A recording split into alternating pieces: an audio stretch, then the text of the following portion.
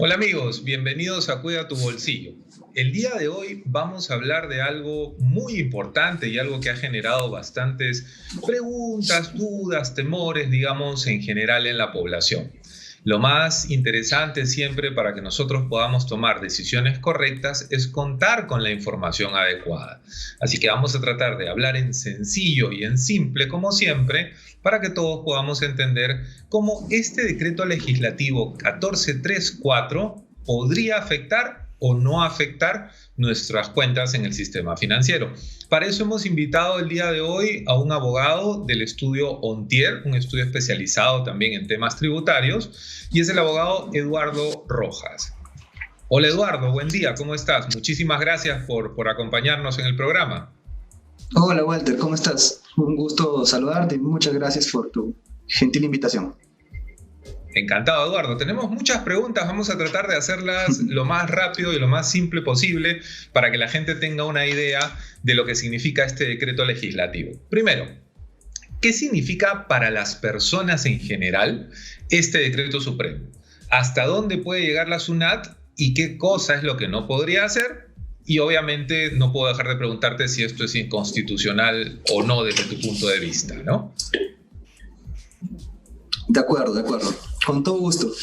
En términos sencillos, este decreto supremo 1430-2020, que reglamenta el decreto legislativo 1434 que has mencionado, en pocas palabras, permite o exige que los bancos y entidades similares remitan información bancaria, financiera a la SUNAT, pero con un mayor detalle que el que obtiene hoy día con la recaudación del ITF, ¿no? Recordemos que con el ITF, básicamente a partir de la recaudación del impuesto, por una regla de tres simples, la SUNAT podría llegar a información de saldos, digamos, de los contribuyentes. Sin embargo, esta norma nueva, reglamentaria, además de los saldos y los promedios, exige movimientos en particular, cargos y abonos, lo cual está prohibido por el propio decreto legislativo 1434 porque vulnera el secreto bancario. Y en línea con esto último, si es inconstitucional o no, lo primero que habría que decir es que esta duda no debió plantearse hoy día. Lo que nos sorprende a nosotros es, digamos, que la polémica sobre ese tema se ha generado a partir de este último reglamento, cuando en realidad lo que correspondía era que se discutiera en el 2018 cuando salió el decreto legislativo 1434. Sin perjuicio de esto, nuestra posición, admitiendo que hay una posición contraria desde luego, es que sí hay varios vicios de inconstitucionalidad de esta norma, ¿no?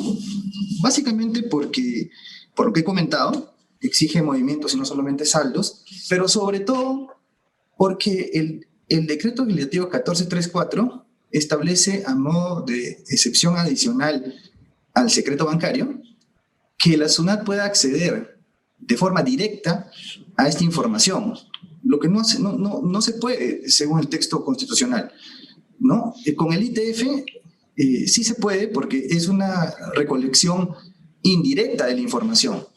En este caso se pretende que el suministro sea directo. Tampoco se establecen límites a la SUNAT de qué tipo de situaciones de elusión o evasión eventual posibilitaría, digamos, este tipo de procedimiento. Esta norma presume la ilicitud por el solo hecho de tener 10,000 soles en mi cuenta. Entonces, en resumen, hay varios elementos que podrían motivar una acción de inconstitucionalidad, una acción de amparo o eventualmente una acción popular, ¿no? De acuerdo. Ahí va mi pregunta también, porque nosotros, digamos, no vemos tanto tema legal. Las personas que nos miran ven más el tema de cómo juega o cómo puede afectar esto a su bolsillo. Entonces, vamos a poner un ejemplo. Si una persona tiene en promedio mensual menos de 10,000 soles por cuenta en institución financiera, vamos a imaginarnos 4 bancos. Porque siempre, pues, hay personas que, bueno, como dicen, ¿no? Van a tratar de sacarle la vuelta a la norma. Entonces, uno dice, ok, yo tengo 30.000 soles y los parto en diferentes cuentas. ¿También van a poder revisar o se revisa todo del sistema financiero en conjunto? Correcto, es interesante la pregunta, aun cuando está pendiente que SUNAT emita su resolución, digamos, operativa, que haga efectiva la medida. Lo que uno podría pensar es que esto va a funcionar igual que la regla de lavado de activos, ¿no?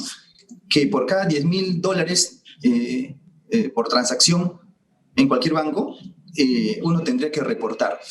Montos inferiores, en el supuesto que tú has planteado de tratar de desagregar en varios bancos para no llegar al límite, en principio no entran a la obligación de reporte.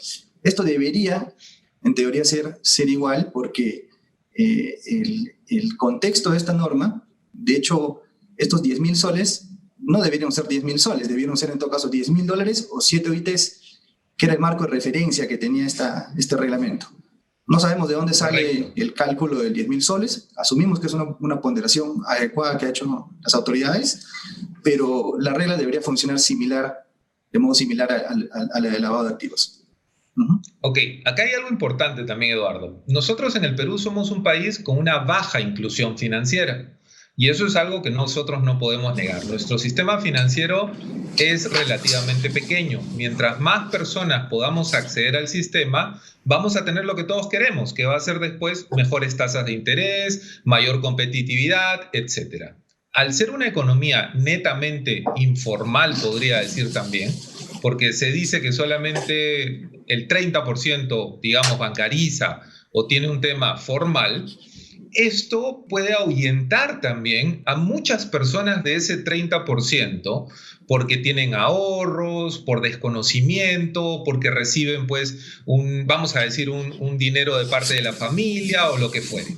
Entonces, ¿qué pasa si, por ejemplo, ¿no? Yo tengo mi dinero, recibo una remesa, recibo un dinero de parte de alguien y yo recibo una carta inductiva de la SUNAT?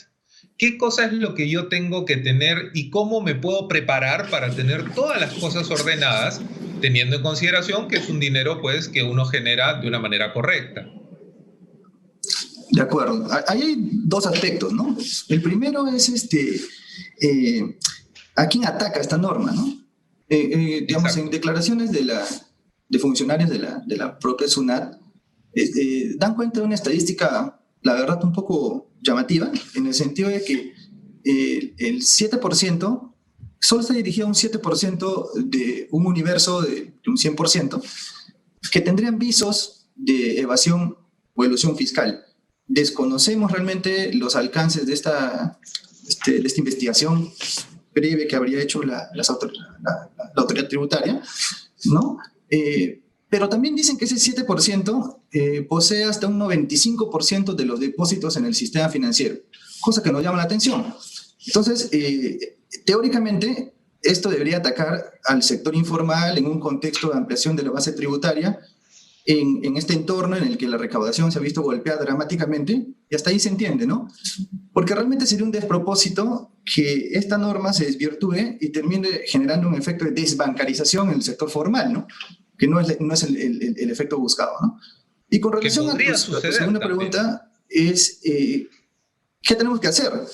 Bueno, la experiencia previa en situaciones de incremento patrimonial no justificado nos dan cuenta de que tenemos que poder probar documentariamente el origen y el destino de nuestros fondos. Porque como indiqué hace un momento, esta regla presume la ilicitud de los 10.000 soles que tengo en el banco. Entonces, si yo simplemente tengo un dicho que no puedo probar de dónde salió y a dónde fue la plata, esa presunción va a operar y me van a, digamos, imputar una acotación. La SUNAT me puede imputar una acotación. A eso nos estamos enfrentando y hay mucho que hacer, desde luego, en lo sucesivo, ¿no? Correcto. Entonces acá se presume primero que el dinero es ilícito y tú tienes que probar la licitud de ese dinero. No es al revés. Es correcto. Correcto. Eduardo, en un minuto, por favor, que nos queda, ¿nos podrías tratar de aclarar qué significa evasión y qué significa elusión? Sí. Quizá como un ejemplo muy sencillo, ¿no? La evasión es una acción frontal de no pagar el impuesto. Es decir, existe evidencia que he vendido 1.000 soles, pero en mi declaración yo pongo 500 soles, intencionalmente. Entonces es una evasión clara. Una ilusión más bien es lograr una ventaja tributaria, ¿no? A través de estructuras más complejas, ¿no? Es decir, si tengo varias opciones para tributar, procuro elegir la opción menos gravosa, menos cara, pero sin una justificación comercial válida, es decir, con el único propósito de pagar menos impuestos, ¿no? Esa es la diferencia, y en términos prácticos, la elusión solo se agota en el mundo tributario, su consecuencia es administrativa tributaria. En cambio, la evasión te puede llevar a un límite del delito penal, ¿no? Eso es lo delicado. Correcto, Eduardo. Muchísimas gracias por tu presencia, muchísimas gracias por tu tiempo y espero poder conversar contigo sobre otros temas de impuestos en algún momento. Encantado, Walter. Muchas gracias a ustedes. Gracias. Un abrazo.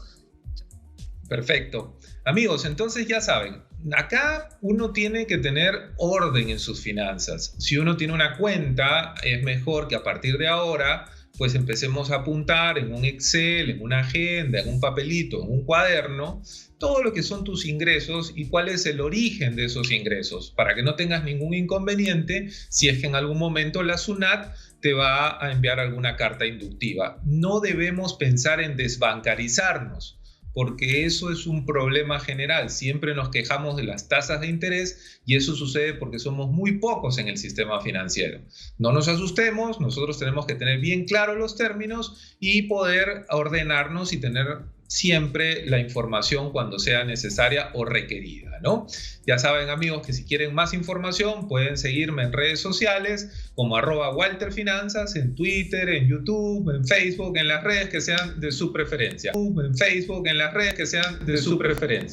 Muchísimas gracias y los espero la próxima semana para seguir hablando, en este caso, de inversiones. Cuídense.